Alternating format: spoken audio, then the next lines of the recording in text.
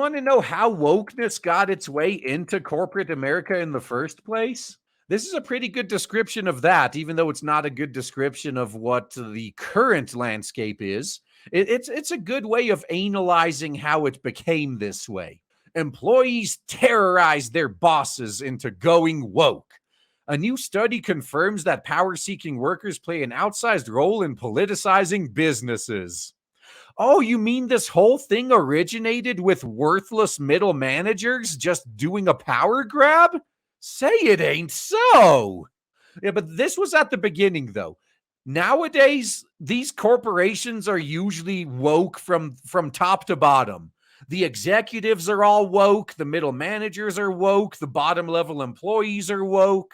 But this is how it started. So why do big companies seem to be getting only more woke? It's a question I've asked frequently since I started to maintain a list of woke businesses in April of current year -2. I was frustrated that much of corporate America was fecklessly endorsing Democrat fear-mongering about newly passed election integrity law in Georgia, which indeed subsequent minority voter turnout proved to be a hysterical reaction. To my knowledge, none of the organizations that joined the pressure campaign against Georgia have apologized. Most have become even more woke, inserting themselves into such issues such as abortion and parental rights and indoctrination, causing my list to grow and grow. Well, Disney paid for that dearly, though. Oh, they paid. And they're not done paying. Yeah, Disney is doing so bad right now. They're actually canceling pretty much their whole slate of upcoming Soy Wars projects. Even Kevin Feige's. So a new paper by researchers from Baylor University at the Copenhagen Business School helps shed light on why. Wokeness, the authors conclude, typically originates from power-seeking middle managers, called it, looking to carve out areas of responsibility that enhance their job security. And that is exactly what these woke charity jobs are. Why do we need a diversity and inclusion officer? Well, because I need a paycheck, and I'll call you racist if you don't hire me for that job. So think of career fields that tend to attract more Democrats, like the HR bureaucrats who manage diversity training programs or advertising teams that design social justice marketing campaigns that lose money. So lower status employees are somewhat expendable to a giant company, but rather less so if they specialize in wokeness. The diversity, equity, and inclusion jargon alone makes such initiatives difficult for outsiders, including top managers, to understand, and thus to challenge, the study explains. No, it's not that it's difficult. It's that if they challenge it, they get called racist. And that's literally worse than bankrupting your company. The result is that middle management bureaucrats play an outsized role in spreading this left-wing ideology to corporate culture. I agree. That's how it was. If this article came out 15 years ago, it could have made a big difference. But it's too late now. Like now, the infection has spread to every level of the company. And now you even have ESG to consider.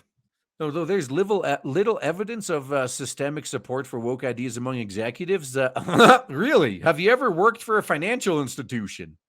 Now, they tend to rubber stamp them anyway. Corporate leaders often fear their younger, more sensitive and regressive subordinates, as well as advocacy groups that rate companies on woke metrics. And that's why they're going to fail. Like, this is good for competition. Let these old boomers that have no idea what they're doing get driven out of the industry, and we'll replace them. Problem solved. So executives know that if they don't approve left-wing initiatives, they could face public backlash. By public backlash, we mean from the Twitter freaks. No one in real life, though. We've seen woke employees protest corporate policies at Amazon, Hatchet, Disney, Netflix, and a host of other companies. As the researchers point out, in some cases, executives approve woke initiatives to shift the focus away from hard performance measures like profitability towards softer, more easy manipulated ones like contribution to diversity or social justice. Yeah, that's why we have that slightly modified get woke, go broke. It's like more, get broke, go woke, and then go out of business, because some companies, they go in that order. So yeah, we do have some get woke, go broke stories where a previously successful company went woke and lost it all. But on the other hand, wokeness is also used as a crutch. If the company is already failing, they try this woke thing to see if they can squeeze a few more years out. The answer is no, by the way. So there's little sign of wide support for wokeness among the public. Yeah, I'll say. The study notes, yet companies seem blind to the risk of alienating customers by going too far left. No, it's because they're relying on ESG money. Like they're assuming that investors are going to bail them out. That's what the issue is. They don't care if they lose customers if investors are going to dump billions of dollars of ESG money onto them until the Ponzi scheme collapses anyway. I think that's particularly or partially explained by how social media distorts their view on public opinion, because younger generations are more likely to take to Twitter or similar platforms to tarnish a brand that offends their sensibilities. Businesses get the idea their customers are more left-leaning than they really are. And this is because our side are dickless cucks and refuse to do the same thing. You know the squeaky wheel gets the grease. So if you want some grease, you got to squeak too. Now, even if they see through this, it seems to me that companies often seem more interested in building a loyalty with a younger, woker demographic than fretting about older customers who don't like their branding. Except this is where they screw up because they're look at Star Wars. It's a dead brand now. Younger audiences don't want to watch it. All these companies, they think they're appealing to the youth. They think they're appealing to the younger audiences. Where are those younger audiences going? Manga, anime, Korean, Chinese, Indian entertainment, anywhere but the stuff you're making. Look no further than the Western comic industry. They went full woke in an effort to appeal to the younger demographic, and they drove the younger demographic to manga. These people are legitimately idiots. Now, one serious consequence of this, the study explains, is that the promotion of corporate wokeness limits viewpoint diversity, and that's why they're going to fail.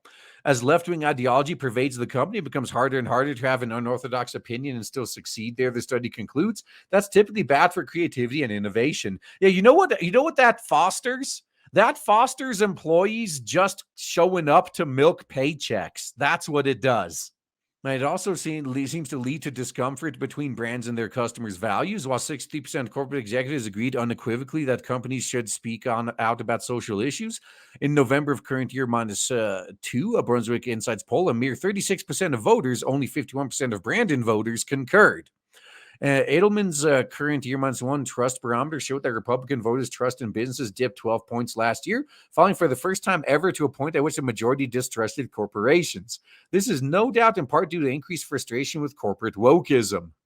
That just shows how cucked Republicans are if still about half of them trust them. That's the problem.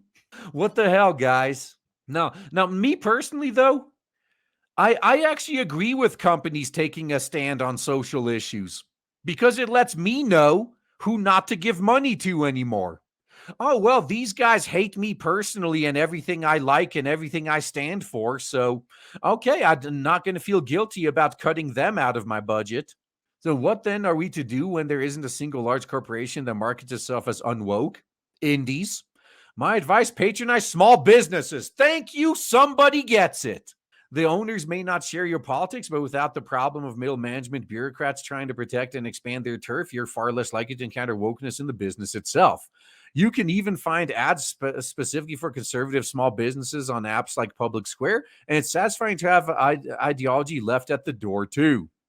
This is the only solution. If all of the legacy industry is corrupt, then we just need to build a new one and let them rot. I used to be addicted to Chipotle, but when their marketing became too woke for my taste, I gravitated to a local burrito chain called Casita Taqueria. Not only does its food taste better and cost less, I have no idea what the owner's politics are, and I don't care. I'm just excited that when I want Mexican fast food, I don't have to swallow any distasteful politics with it. Yeah, and also Chipotle has they basically halved their serving sizes. They jacked up the prices.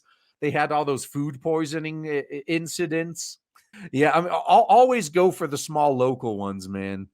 That's it. That's this is the solution. I'm glad someone gets it. I really am. And this is going to cause another rift. I know it. It'll be just like with OG Comicsgate, where there, as I would say, a good half the people that allegedly are on our side They are more interested in saving the legacy industry than building a new and better one. And that's what caused the rift in Comicsgate once again.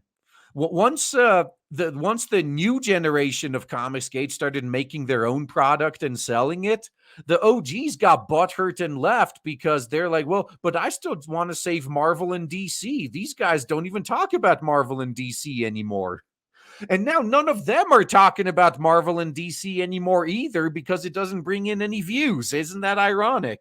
Should have just let them go. I keep hearing stories on the fringes though that, oh my god, like Marvel and DC are actually releasing good books again. Look, they actually hired decent artists. Superman is straight again now. Oh my god, look, they're getting back on track. And I just shrugged. Like, the time for that was like 5 years ago. It's too late now. You can't just turn it around after everybody left. No one's going to come back. Even if it's done in good faith, like Stargate Universe, they knew they screwed up the first half of the first season pretty bad.